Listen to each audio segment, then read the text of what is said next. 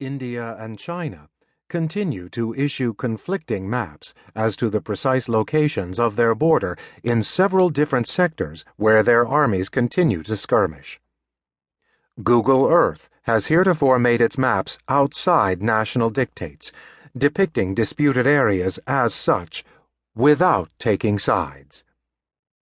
When it mistakenly ceded a disputed portion of the San Juan River to Costa Rica in 2010, however, Nicaragua almost declared war on one of the only countries in the world that has no army.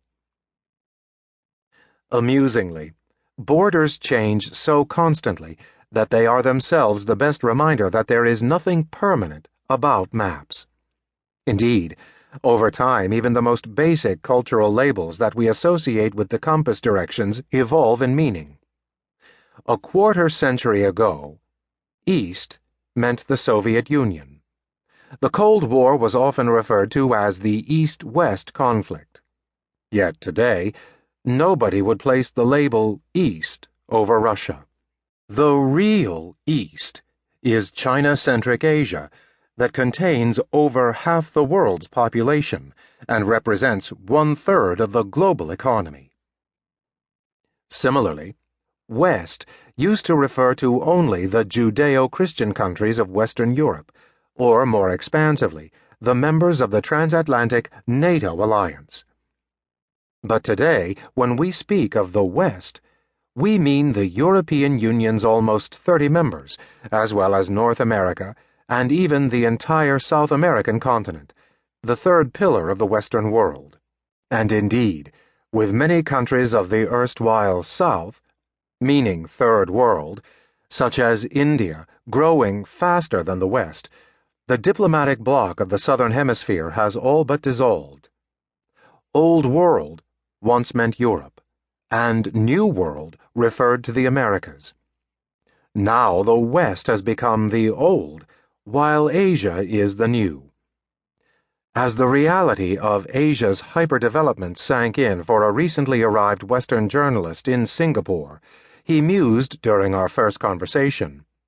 Modernity now begins in the East and flows west. And in the coming generation, one identity that never really existed, Northern, is being born in the Arctic region as the zone of the Earth's sphere above 66 degrees north latitude becomes more populated as temperatures rise. Maps are the original and still most commonly used infographics. But pre-infrastructure maps are increasingly irrelevant in today's world. The corporate strategist Kenichi Omai thus claimed that maps are cartographic illusions because of how little they reflect our ability to overcome geographic distance through technology. In polite society, sins of omission are regarded as lies. The same should be true of maps. Concluding his exhaustive and eloquent survey of the history of cartography, the British historian Jerry Broughton sagely points to the paradox that we can never know the world without a map, nor definitively represent it with one. Yet, still we must try. A complex world needs maps more than ever, but it needs better ones. Maps have graduated from art and theology to commerce and politics. Now, they need to better reflect demographics, economics, ecology, and engineering.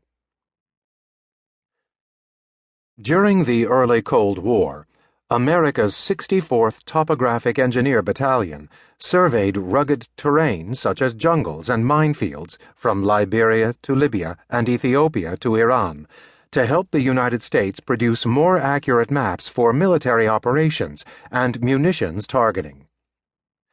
By the time of the Vietnam War, it was phased out and replaced by satellites. There is a revolution underway in cartographic technology that is enabling us to reinvent the map, making it a living, moving image of the world. Rather than static 2D on paper, we can now view the world and the trends and relations transpiring within it in